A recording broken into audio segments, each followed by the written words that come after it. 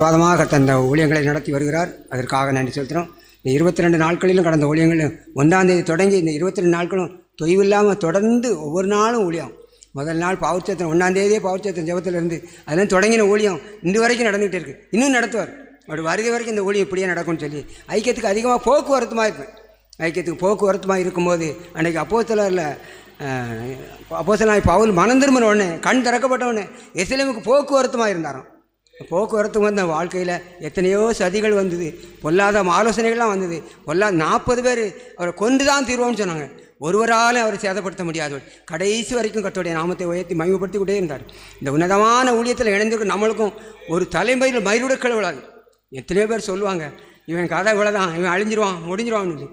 தேவநாயக கர்த்தரால் தேவநாயக தெரிந்து கொள்ளப்பட்ட பிள்ளைகள் இந்த நாட்கள் விசேஷமாக இந்த நாட்களில் வேதத்தை விரைந்து வருமாறு திட்டத்தில் ஐக்கியத்துக்கு போக்குவரத்துமாக இருப்பேன்.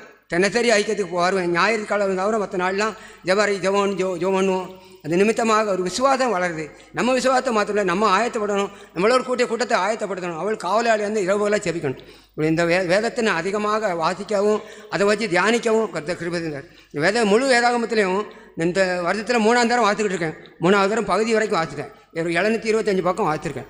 உண்மையாகவே ஒரு வேதாகமத்தில் 1462 பக்கம் தான் இருக்குது.